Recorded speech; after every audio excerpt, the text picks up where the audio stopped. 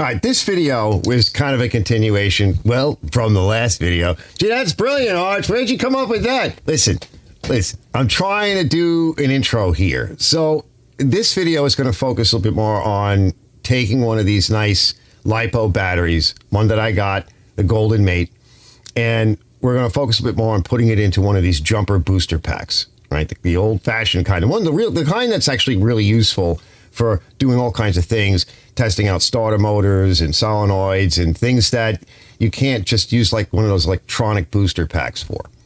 Not to mention the nice one that I put together that all of these I got for free. They were thrown out. Thanks, Juan. That's my buddy Juan, the scrap guy. He takes care of me. The nice one, well, let me go get it. So look at this. Look at this. How I'm holding this up like this with one hand.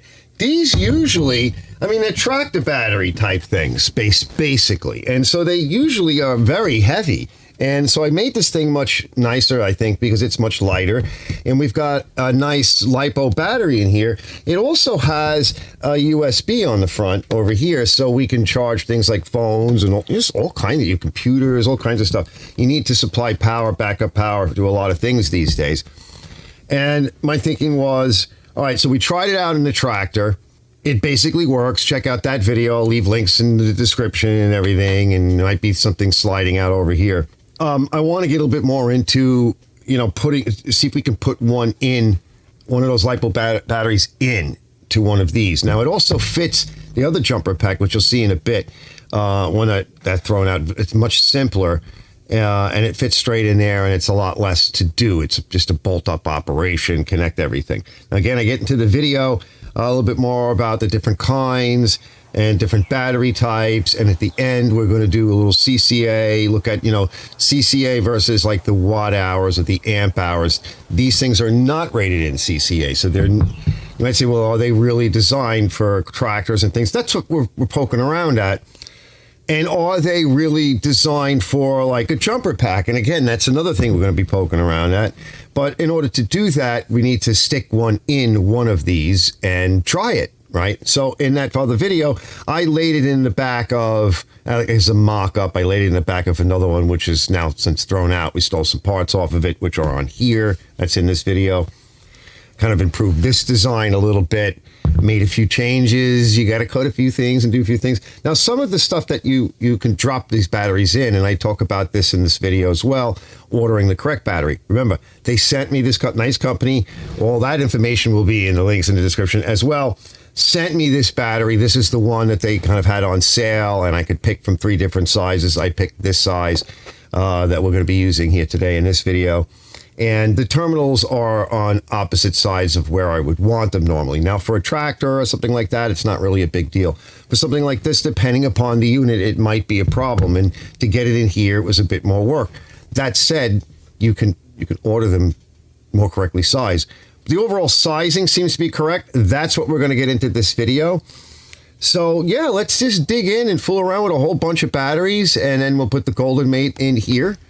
And we'll have some fun. And so far, I'm quite happy, but testing continues. I'll see you guys in a minute. So here's a couple of neat little jumper packs. This is a jump starter tire inflator. And so is this one. This one's a little older. And you could see the way the terminal's set up. I think that might be broken off or something. I'm not sure. I know. That might have went to the air pump. This is the kind of battery that we want to use. We're going to try it out. This is the battery that was in there. And you can see the terminals are very similar. So we should be able to just drop this in. Nice thing about it too is it's a lot lighter to carry around. So it basically fits in there, but we would have to change the wiring because it would have been flipped over the other way so it could fit and clear. The polarity for the terminals is on opposite sides, but that's easily fixed. So this is jury rig for now, because we're just going to be using it as a test. I got one more outside. Let's take a look. So this one I just got yesterday. It's filthy, but this all looks decent. And the charging system comes on. It seems to work. It's just filthy, and it got water in it. All right, quick generic test. I turned it on. There's your off. There's your on. quick lighting test. I'm not just testing the charging circuit right now, but when I did test it, it worked. So there's your light, and here's your meter test. So we're good there. All right, let's bring it out. All right, as you can see, all right, the jump pack is now wired in. We got ground to ground, and the positive terminal over to the battery, and the ground terminal from the ground is going over to the jump pack. That's a safer way of dealing with it. This way, this is not dangling anywhere. All right, so now we're going to try turning it over, and these are hard to start, so we're going to really exercise that little battery.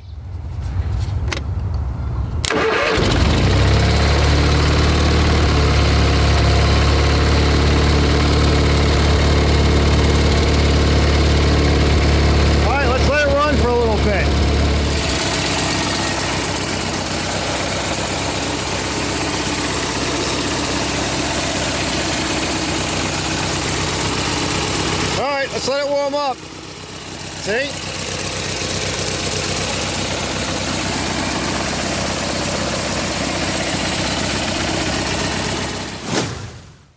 This one got wet because it was outside, but just to show you what's in some of these things. So there's your circuit breaker down there. It uses a wall wart, got a nice gauge. There's a control circuit right here. This one's a 12 volt 22 amp hour. I'm going to pull this one out. We'll see if we can bring it back. I know the charging circuit came on. This probably works. And yeah, I'm going to do that now. You can see it got oxidized, and this is probably what's wrong with it. It may even be loose. But yeah, I'm going to go fool around with this, and we'll see how that other battery fits in too. So if you look here, this is our new battery, but the posting is different, right? They're reversed. But this is actually a little taller. And that's actually a little taller than this one. And this is a 22 amp hour. But this would fit right in. I don't know if it would cause any interference issues. We'll clean up that box and see. But it will go right in, no problem. It is physically the same. However, like I said, the terminals are different. Now here we can swap terminals around. I can move this over to there. There's a number of things that we can do. We can actually swap these completely. Like you could put the negative on this side, the positive on that side. There's a lot you can do. There's no reason why you can't do that. The only thing is that you've got this in the way. Let's go outside and take a look at that other box again. Now you can see here, very simple. See, these are just, this is like a tie wrap. It's a releasing style grabber type support, tie, whatever you want to call it. So these could be swapped. There's really nothing stopping you from doing that. And there's also plenty of room in here, so you don't even have to. Literally, you could take this wire, that's one of your charging wires, bring it over that way, bring the negatives over this way. This one is like ready to go. But it's a wall wart style. We'll clean this one up later. As you can see, standard wall wart, doesn't have anything fancy, has the old school cigarette lighter style power output. And everything here looks like it's in good shape. So something like this is a drop in. Now this one's a little bit nicer, and it has a power test, a flashlight. It has a, on the back, it actually has a section for the air hose, airline, air pump, but it's a little broken, right? That plastic got a little bit broken. You could fix that, but it's probably just better off putting it back on it. So although this is a little bit nicer, the other one would work as well. This is just a little bit nicer. You got a little bit more to work with. You got your battery test and your light, and you have an on and off switch. That actually disconnects everything, which is kind of nice. This is your more modern version, and it does have the light. It has USB power, and it has this style power on it, cigarette lighter style. We do have accessory over here, which is very nice. You got your accessories, and it's a little bit lighter weight. Not as quite as nice. It does have your air compressor. So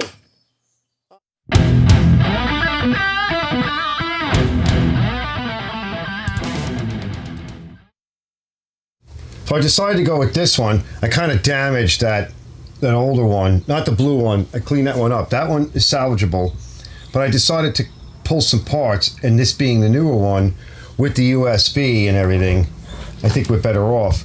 Now, I took from that beat one, the black one, yeah, from this guy, okay. I was fooling around when I connected it backwards. I don't know, I'm getting distracted. I liked it, but, you know, we had the plastic is beat, old school light bulb. We had some issues here. This was the circuit breaker that was popping on a different video, which I'll show you that because we were trying to start that tractor. And I had to resolder this at one point. This got all verklempt. The power supply. So, not as good. This is the cable. These cables are very short. And from this guy, very short. They make it a little bit cheaper, but it's not bad. It's actually a nice alligator clip, which is useful for other things. So I took from that black one, I took this one, which is also a nice shape, nice type. And this is actually using number 4 gauge welding wire, which this other stuff is questionable here on this side, and we'll look a little closer. So I've got this mounted in, and I put some more of that foamy tape here. Oh, mosquito. Look at that, I got him. I think that's a mosquito. So now this battery is in, and the little ribs that were over here, I just cut them with the dikes and bent them over, right? Just to make a little bit more room. So the longer cable, it's still winding up a little bit longer than what was on here, and it's bigger. So it just comes across to here. This is clamped in. This fits nice. That gives me a little bit more room to run a cable this way from the switch. All right. And what I'm thinking is, all right, we'll take this off and we'll put this on, but we're going to have to put a different end on this. This is from the black one. I do see some issues with the cabling, the outer sheath. So we'll have to repair it a little bit. But there's another sheath what's inside of it. It's a double, it's got like a Mylar inside. So I'm not too worried about it. Or we could use another black one, but that's not as good. I'm not sure what this is. It says number 2 cable, 600 volt. This is real heavy. So we could use this.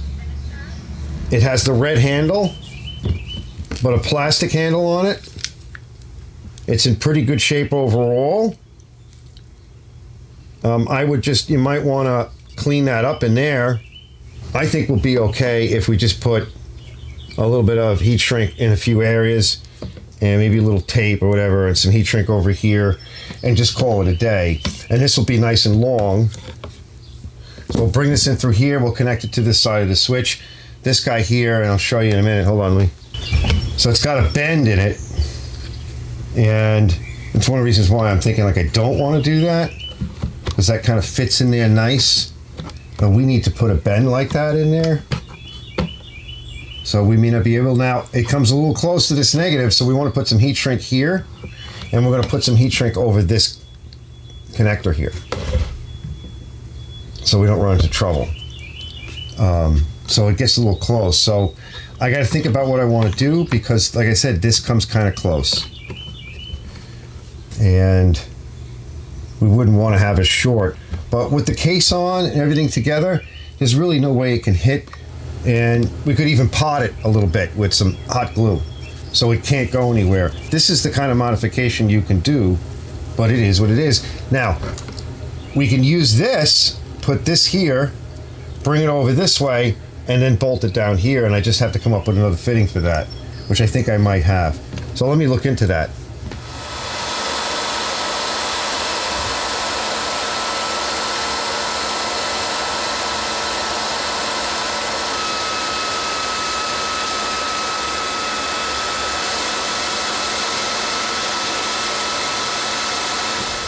Well, this will help, but we can try it.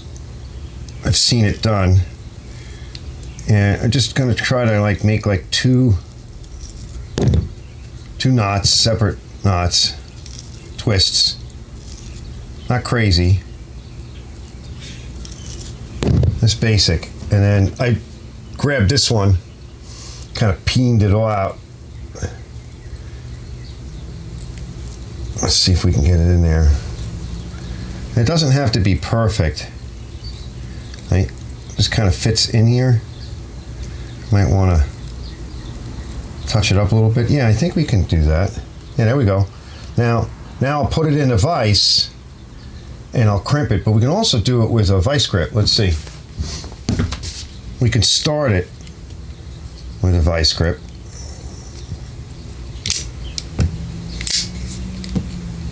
I want to get the bigger vice grip. There we go.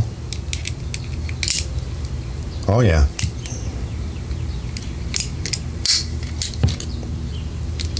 Well, yeah, that's good. That's working pretty good. And then we might want to just take it and just stake it down with my blunt screwdriver. Just a... Let's see. We don't really need to, but it might be helpful. Oh yeah, that's better.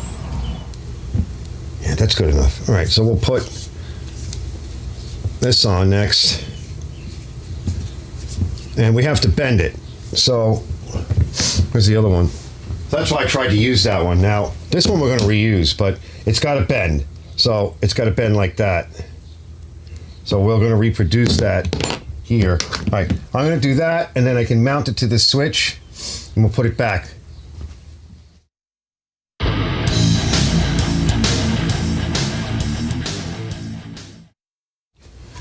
We'll put a small washer here, too. I think there's room for this. If we go this way, we'll put a washer on that.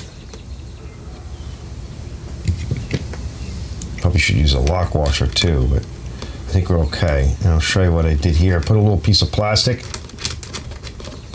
like a plastic cap, rubber cap, over this terminal here, and then a little bit of glue to hold it in place. It fits snug anyway, but a little bit of glue to hold it, and then maybe we could put another one right here. I think I have another one, and we'll glue that on too, because I don't want to glue everything up with hot glue. Let me see if I have another one. Yeah, you get like these rubbery ones. They fit tight. I might have to get the other one that I used. Let me see. These are probably too... Well, that one's nice. That fits nice. That's a hard plastic too. That's even better. Then you got this kind. Oh yeah, that might even be better. Let's see. Oh, yeah, that's nice. Yeah, that ain't going nowhere. And then just to lock it,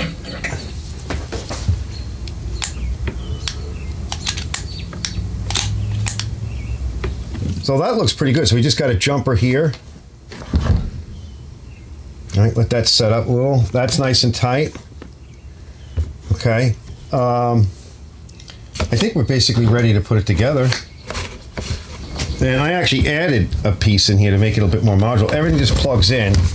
Another reason I kind of like that. I know that's a little cheesy, but you know, we're making stuff.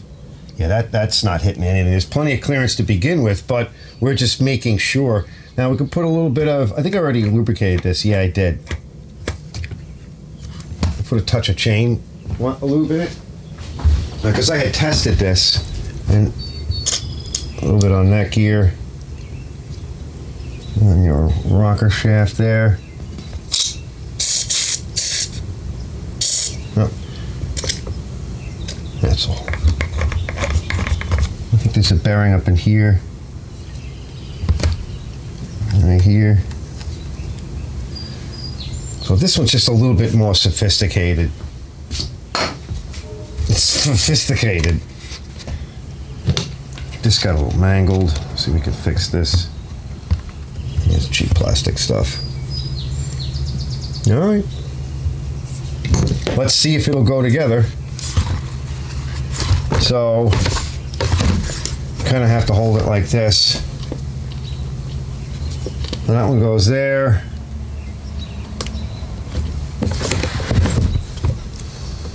got our red one. It goes here, red to red. There was a bigger one. Is that the right one? And there's this bigger red. Where did the bigger red go? Why does it feel like I'm missing something? Yeah, I am missing something. So one of them, yeah. So this got to go over there. This is the bigger red. And this is the smaller red. So we just got to lift this up.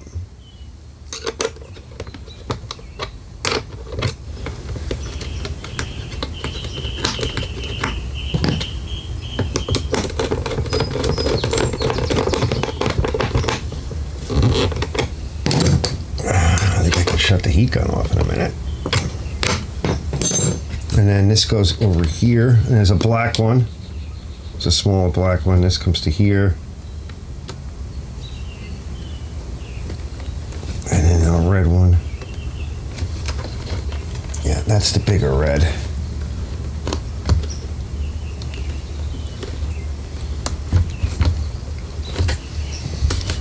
All right, and that should fit. You just got to keep everything out of the way of anything moving.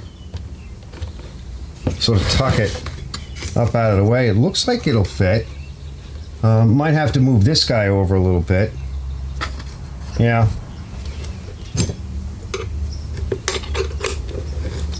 Not like that. Let's see. We'll just force it, like with hammers and stuff. I think this bolt here might be hitting the top of that. And that might be causing an issue. This is your little power pack transformer. All right, I'll fool around with it and see if I can get it together. I might be able to. It looks like it wants to hit that head because everything was supposed to be down lower. All right, when I connected the bolt over here, so I changed it to a Torx style cap type screw. And it's on there tight. We got to see if it closes. But when I attached it, I saw a tiny little spark. I don't know why you would see any spark. There shouldn't be anything. So we got light. Test is good. Test is going out to about 13 and change. Right? And cable power, clamps reversed. Yeah, I can smell that baby. She smells, I got it lubricated good, but it's off, right? Let me see, we should have had a spark. But there is a wire going in full time over to here. Now that could kill it, right? That could drain it down over time. Here, let me see. Let me see here. Put this back. Let's see if it clears. Oh, I know this side went in, no problem. See, it's already trying to go. But this side, I still think it's catching up on something. Wait, oh, we got it. All right, let's see. Yeah, it just clears. So let's see if we can put it down and make sure that, yeah, it looks like it's clearing. All right, let me screw it up, right? Put it together and we'll see what comes of it.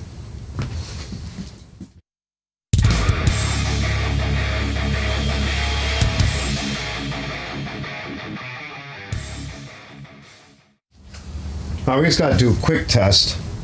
So first thing I want to see is it's an off position and I shouldn't have any power to the jumpers back here. And now I'm going to turn it on and I'm not seeing anything. It says cable power on, but I'm not seeing anything. Hold on, I'm not connected. I'm connected to the spring. Hold on. The spring is not hot on these. All right, we got 13 volts. It says 13 down here. All right, off. We got nothing. Okay, so that makes the cables hot. That's good. The light comes on, no problem.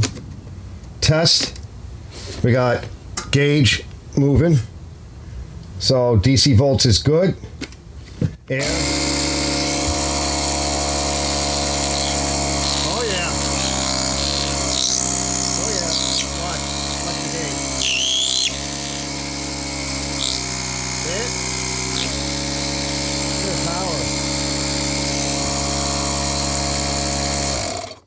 All right, and the only thing that we don't know about is the USB. So I need to find something that we can charge. So what I'll do is I'll let one of my phones run down and I'll plug it in with just a USB extension and see if it charges. It should. That should work. But yeah, I think we're good to go. A couple of the screws didn't seem to want to grab. I might want to look into that. We'll take a closer look at it in a minute, or maybe tomorrow because it's dark, it's late, I'm tired. But I'd say this was a success overall. I don't know about that little bit of spark. It could just be from the way the meter or the system. I might have just saw something. Let's try charging it. I might have to change my outlet thing. All right, I plugged it in. It says charging. Okay, and I haven't, by the way, I have not charged this battery. So remember now, we used it to start and run that tractor. So we're going to let it charge and see. Test light says she's settling down a little bit past the green. So we'll see. We're going to leave it set and let it charge. And this is off, and we'll see what happens. Okay, just real quick, I just want to cover this. Now, so this is a project video, really, and a demo, a test of the battery and what we can do. And in the last video, just kind of stupidly put a battery in one of these booster packs and ran it in a tractor. Now, we're kind of doing something similar here, but I do want to cover a few things. We'll go to the Wiki page real quick, and again, this is not really a video on the description and explanation of lithium ion versus LifePo batteries, etc. But there are a few things we can look at. And if you're asking the question, can you do this? Should you do it? Yes. Let's take a look at the Wiki page real quick. Now, I will point out just a couple of things on this, and I'll just get started by showing you that the cell arrangement in here is a little bit different than, let's say, a lead-acid battery. It's a little bit lower voltage, okay, nominally, a little bit lower, but I think we're still in the safe range. A lot of the lead acids are, we call them 12 volt. They're really 13 volts when they're fully charged, a little close to that. We're at like 12.8. Let's go take a look at the Wiki page. So a couple of things it says here. So better aging and cycle life characteristics. Yes, there are better cycling. With these newer batteries, you can also pull them down a lot lower in voltage. You know, like with your drill when they just shut off, you can do that. This says supports more than 3,000 cycles. You could get a lot more than that. Some people say 2,000. I guess it really depends. And they're claiming, you know, up to 10,000 cycles. You know, all that stuff is really dependent upon certain things, right? So we don't really know. Viable alternative to lead-acid batteries. Yeah, because of the nominal 3.2 volt output, 4 cells can be placed in a nominal voltage of 12.8. And essentially, as you go down, trickle charging seems to be the safest method, which I've got trickle chargers, and the little wall warts that are in these booster packs, they're basically trickle chargers, so we should be fine there. So you can read that. The safety goes on. Essentially what they're saying is they're looking at this technology to be being a replacement for everything from flashlights to car batteries, depending upon the construction, I would think, of certain things like the way the cells are installed in a particular case, etc. So that's something I think the future and some more investigation will turn out. The safety is supposedly a little bit better. We're seeing some safety improvements. The bonds are stronger. One of the things that can happen to them is they can actually turn into a brick, like a red brick. And if they're not charged and cared for properly, they can just wind up literally turning into a brick. And I wonder if that brick scenario is... if it's like pretty much safe. I would think so at that point. If it's that, then there's no energy left. And they get into the ion exchanges and what happens chemically when that occurs. So overall, it looks like these batteries are pretty good, better aging. The cost is a little cheaper. They're averaging around 6% here and there, and they start talking about 67% longer than more cycles than previous. Again, all of this is all very nice, and it gives you the specifications, the history, and that China has basically the ring on the market, which I think is all that again is all kinds of different discussions. But to sum it up here, the answer to our general question is these batteries have gotten safer. Good manufacturers are going to survive, bad ones won't. This seems to be a very good battery. Can you use it for projects and for things like I'm doing here? Yeah, that seems to be the general conclusion. Of course, your mileage may vary, and I'm having fun. And again, it's a project video. I may have another one of these batteries coming soon, a much bigger one, and those are for RV, the Bluetooth connected, etc. I mean, I think we can have some fun with these. Some of the protection circuits in some of these batteries may be questionable. That's something we have to look into. I know in my last video, some of you fellas had pointed that out. I've also watched some other videos with solar charging and a few other things where some of these guys, they sort of mix and match some of these protective circuits, and they kind of have them standalone. And they talk about that. So that's beyond the scope of this. I think they're doing that because they're trying to maximize safety and battery charging and protecting their solar cells, whatever else they're using. And they're finding that some manufacturers of these things are better than others. So this battery has it in there. Again, that's all the technology end of it, which is a little bit above and beyond. This is a project video, and I had a lot of fun doing this. It's just, I recommend it to people that are inclined to do so, want to learn a little bit more. Of course, be safe. This is big power. I mean, it sparks. You can't really get electrocuted from something like this, but if you're remember there's 120 volts charging circuits in here. So I just want to say that. But I think generally speaking, most of the kind of people that are going to watch this video and thinking about maybe doing something like this and similar, I think most of those people would know what they're doing. But, as a YouTuber, with certain things, we need to discuss safety. So there, I said it. Let's get back to the video. And so far, thanks for watching, fellas. And ladies, as I know some ladies that are into technology and stuff. 6.5 hours later. I think I put this thing on charge. I stopped about 8:30, somewhere around there, 8:30, and I started to charge probably a little earlier than that. I just looked at the clock. It was 2:22 a.m. in the morning, next day. She just turned green. I don't think we ever charged this battery, and you can kind of see here. I don't have much light on. Let's see if we can. Yeah, hold on. Let's do a test. Let's see. She's almost at 14 volts. I'm sorry. I'm tired. I can't hold this thing in. I can't see straight right now. Yeah, she's just tickling 14 volts. So that's what it required was, I've never charged it. Now this... Yeah, and we ran it. I never charged it.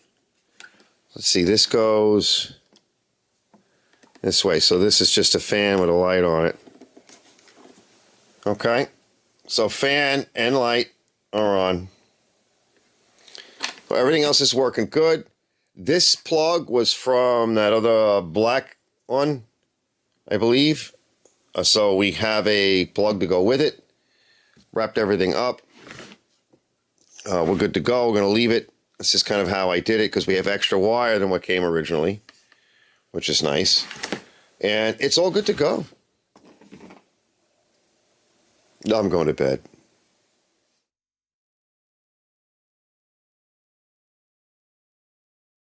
All right, everybody. So we've been working on Liz's truck now for several hours trying to sort out her electrical issue. And as luck would have it, it killed her battery. Now let's get the clicky clickies. So this is the charger, right, that I made. Well, I should say the jump box that I made. So let's give it a test. I can turn this switch on, and it says here, cable power on. If they were reversed, it would give me this red light over here.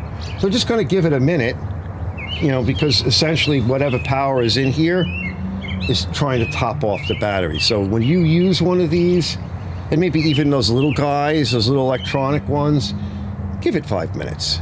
It's actually helping to charge the battery with whatever power is in here before you start going to click your key. See you guys in a minute. We'll give it a test. Turning it on with the thing attached? Yes, yep. We should be okay. Let me check to clear. We're clear to start. Make sure this is okay. Give it a start. Oh, it definitely works. All right, now she's going to leave it running, and we're going to test to make sure that our alternator is working properly.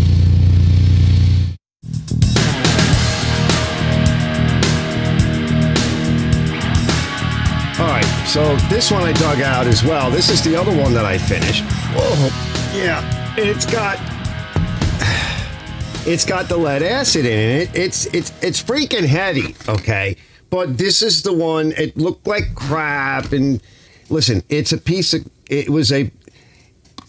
somebody mistreated it, all right? And they mishandled it, and they didn't take care of it. But now it's a lot cleaner. Let me get this thing the hell out of here, all right? All right, so that's the simpler one, and that battery kind of came back. I gave it a deep cycle charge with my explosive battery charger that I made, where I crank all kinds of current into it and voltage and try to split away all the junk off the cells and get rid of all the sulfites, and you know, it seems to have come back. I checked it right now, and it needs a little bit of a charge, but it's still over 12 volts. It's just not, the meter's not as far as it is usually. And it's taking a charge, and it still may be quite useful. Now, that one would be easier to stick the battery that I currently have in, as opposed to this one was much harder. But like I said, this is the battery they gave me. I picked this size LifePo battery of the 3 that they offered because I felt that it would be something that I could fool around with here in the shop and out, in the outside in the boneyard, the garden. That I could fool around with it and do different things with it and try it out. Because, beggars can't be choosers. This is what I was able to pick from. I thought that would have been a really good size. And look at how much easier. Like, this thing is just so much lighter and easy to deal with. Let me get this thing out of here.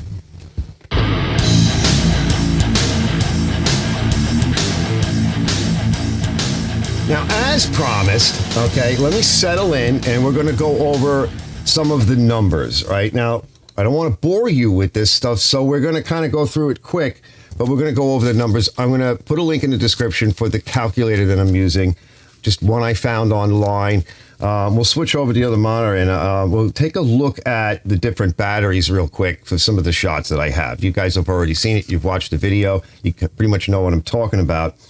And we're going to go over some of the numbers of cold cranking amps versus watt hours or amp hours. A better way of saying it is just amp hours. What do these numbers mean? How does it relate first to what I just did? The big heavy battery in that blue pack, which is I believe that's the Chlor 12 volt 22 amp hour versus our GoldenMate 12.8 volt 20 amp hour. And then we had a deliberate which was one of the green batteries. Those green batteries are 18 amp hours, but they have a forward slash with, and it says 20 hours. So I'm not really sure what they're saying about that. Let's go over to the calculator and take a look. You look at the bottom over here, right? So on the left-hand side, we see this is where we're going to do our calculation. It's automatic for us. And I plugged in the number 150 cold cranking amps, and the resultant is 20.83 amp hours, which is essentially our GoldenMate battery. The GoldenMate is 12.8 volts at 20 amp hours, and that Chlor battery was a 12 volt at 22 amp hour. If we just notch this up a little bit, we'll play with it, and we'll try 155 and see, press calculate. Yeah, 21.3, let's try 160. Yeah, 22.22. 160 cold cranking amps is roughly 22 amp hours. 150 is essentially what the GoldenMate is. What we can do now is we can go look at, now for those of you that might be more familiar with the previous video where I looked at the Duralast that was in that green tractor. And that was 350 cold cranking amps, and that gets us up to 48.61 amp hours. And that's a big battery. All right, let's put this into English, into seat of the pants kind of basic language. Both batteries, or both battery types on that size, they're physically the same. So we had two of the lead acid, or three really, lead acid style batteries. We have the core. We got the deliberate. I think there's another one over there too. That's no good. The core, that's that sort of darker black one. That one was 12 volt at 22 amp hours. That's actually the biggest battery that I currently have in that physical size. That's lead acid. That's over there in the blue pack. It's charging up. It seems to be okay. And it's rated at essentially 22 amp hours. When we convert that, right, we get about, roughly, what I say, 160 amp hours.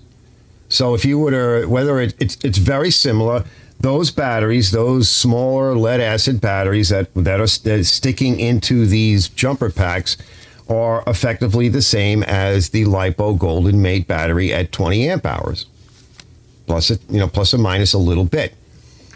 And so what that rating is it's amperes, 1 ampere over how many hours before it hits before it's dead, like 7.2 volts. And at some point, the battery is going to be too low to run a particular circuit. And as we know, the difference between amp hours on a lead acid, which you're starting off here, you're charged, and it's run, just like on your drills. Remember back to NiCad batteries? The GoldenMate is a LifePo, so as you know, on the newer drills and everything, it's run, nothing. At some point, it's like it won't start. Maybe you can pull the battery out, wait a minute, and you can finish putting in that screw or just finish the hole, but that's it. It needs to be charged. So consider that. What I'm really saying is consider that for both previous video, which we were running tractors and things, but in this jump pack, I think it's a pretty cool thing. You got a lighter machine, and it'll go until it can't go anymore. And what I find fascinating, though, is that, for example, the Duralast Gold was 350 cold cranking amps. That's 48.61 amp hours. And then the one in the tractor is even bigger than that. It's like 500 and something.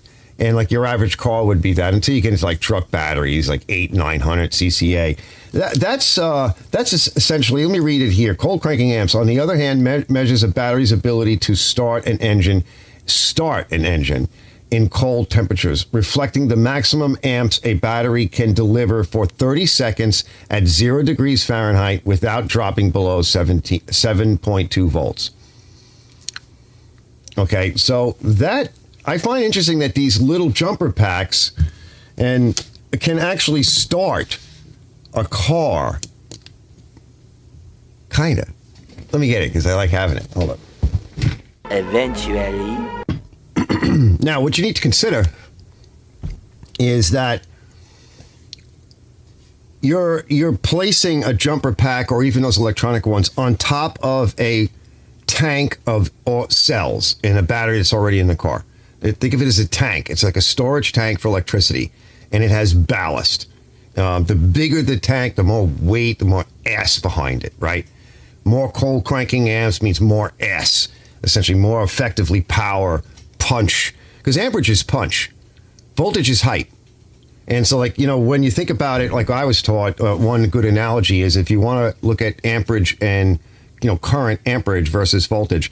Voltage is think of, go back to the old days in the cartoons, right? Go back to like the, Acme and the Bugs Bunny and the Roadrunner. See, what is it? You got those two guys, right? You got the Roadrunner and the other guy, Wile E. Coyote. Is that him? Yeah. Super genius. So the Wile E. has got the boulder sitting on top of the cliff, right? And he's going to drop it onto the Roadrunner. The Roadrunner one is the better one. That's the better thing I'm thinking of. And so what you're talking about there is the height of the cliff is the voltage. That is your voltage. That's the distance from the cliff to the ground. That's your voltage. But what really is the butt behind it, the punch behind it, is the size of the boulder. And if you drop the pebble off, if Wile E. Coyote, super genius, right? If he drops a pebble, what is it? Probably float in the wind at that height, at a big height, right? But if you got a big ass boulder and you're dropping it and it's going to fall on the Roadrunner, well, then it could crush him. Usually what happens is it doesn't fall for some reason. Wile E goes underneath to check to see if there's anything wrong, and then it falls, and then it, crushes Wile E. So that's the analogy of it. And so more is more, right? But it's amazing that something so small, or even those electronic ones, can get a big starter motor on a big car, cranking all that, and when it's cold out. But that's because there's already a battery in the vehicle, or in the case of a tractor, right? It's already there. So that's the thinking behind it. I just find it fascinating that some of these smaller things can actually pull that off. So that's really what I want to get to. Now, for what we're doing, we want to try to get apples to apples and less of the apples to oranges. So 20 amp hours, again, that's not cold cranking amps, but what this calculator is attempting to do is convert it into roughly 150 to 160 cold cranking amps. So I know that's how we're thinking of them. We don't look at a car battery or a tractor battery and go, how many amp hours is that? I don't know too many people that come up to me and say that, or that hit me up on YouTube in the comments section. So that's why I'm trying to compare these a little bit and just give a better understanding of perhaps CCA versus amp hours. Hopefully I was able to do that. So I think overall, this worked out really well. This is yet another success. This is an emergency use tool, and it's useful for a lot of things. We've got the USB on there. I think it's a really neat thing. Again, when you're selecting a battery, if you want to go to this company and try out one of their batteries and you're selecting it, what you're looking for is the post position, the terminals, the type of terminals. Are they similar terminals? Now, with these screw-style terminals for the tractors, as in the other video, it's pretty much a drop-in. It's about the correct size for a tractor battery. It's actually smaller. It's lighter. The terminal connections shouldn't be a problem. Whether or not when you drop the battery in, there's an offset usually to the terminals. And in that case, positive might be on the right, negative would be on the left. It could be backset a little bit. That would matter. All of that in the terminal type would matter more when installing a battery into one of these. Trying to replace it, you're going to want to go through what they're selling and look through the pictures. Usually they're going to give you an overall size of the battery. It's essentially a schematic of what the terminals look like, the size of the battery, the width, the height, etc., where the terminals are placed, if they're offset. They give you all of those dimensions. So you can choose the right one. In this case, I didn't have a choice. I was fortunate enough. So good shout out to this company that GoldenMate. I kept saying GoldMate, but it's GoldenMate. Again, all the links in the description. And I think overall, I've covered it all. I mean, it's a fairly simple thing to take one of these apart. The blue one is a better candidate. However, the blue one didn't have USB and all the other little neat features on it that this one has. I thought this one, I like this one. We stole the cables off of that black one that was no good. And what I also found interesting is that this battery that was in here in the previous video, you notice it not only starts the tractor, it's literally, I replaced the battery in the circuit that was there, the big battery in that big Simplicity Sunstar with the battery that's in here. So it started it and ran it. Now, when it's running, there's really no load because the motor is able to supply power to the system and charge the battery. And I checked that.